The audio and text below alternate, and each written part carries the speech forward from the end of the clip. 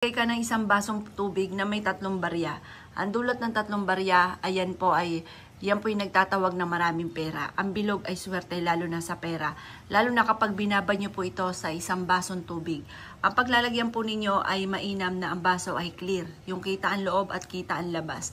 Kapag naglagay ng mga ganitong mga pamamaraan at ilalagay nyo ito sa likod ng inyo pong pintuan ng main door, ang dulot nito ay napakaswerte. Maa-amaze ka dahil magsusunod-sunod ang mga blessing na darating po sa buhay po ninyo.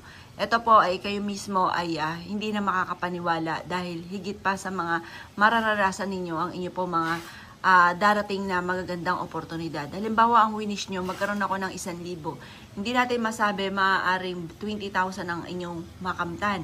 Yan po ay basta sa sipag at tiyaga, pananalig sa itaas, ay gumawa ka ng ganito. At ito po itutulungan ka para araw-araw na madoble-doble ang blessing po or ang pera po ninyo. Proven po ito mga bossing. Mainam po na kada 24 oras, lalo na kung marami kang pagsubok na pinagdadaanan, kada 24 oras ay papalitan nyo ang tubig sa likod ng inyo pong pintuan. Or kaya po sa salas po ninyo, or kaya sa kusina at ganoon din sa kwarto. Yan yung mga 3 lugar na dapat ninyong lalagyan ng tubig na nagdudulot ng swerte lalo na sa pera. Ngayon pa mga bossing ko, lagyan nyo rin ito ng 3 barya. At ang silver nga po ay nagtataboy ng malas. At ang bilog, humahatakin ng swerte lalo na sa pera.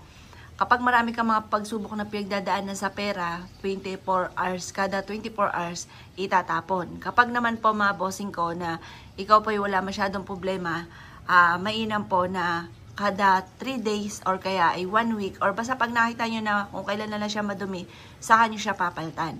Proven po ito mga bossing at baguhin ang mindset ng mga pangit. Kailangan lagi mga magaganda ang ating pong iisipin ang sasabihin. Dahil once na ikaw po ay magaganda lagi ang sinasabi, ang iniisip, magaganda lagi ang mga nagaganap.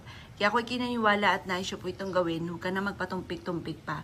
Proven po ito, napakaswerte po nito. Basta lagi mong sasabihin ng mga magaganda ha, mga bossing. Kasi kung gagawa ka ng ganito at ikaw ay nega, yan po ay wa-effect po ito. Kaya kailangan positive ka lang. Pero kung ikaw ay nega at gagawa ka ng ganito, may kakayahan din ito na mabago ang inyong sistema. May kakayahan din siya na mabago kung ano man po yung pananaw nyo sa buhay. Na kung ikaw ay nega, papalitan niya ng pagiging positibo. Kaya ako'y kinaniwala at naisyo po itong gawin. Gawin nyo na po ito at huwag ka na magpatumpik-tumpik pa. At makakatulong po ito para kayo po ay mabago-bago ang takbo ng pamumuhay. Kaya ako'y gagawa ng ganitong mga pamamaraan. Ay siya mga bossing, good luck po sa inyo po lahat.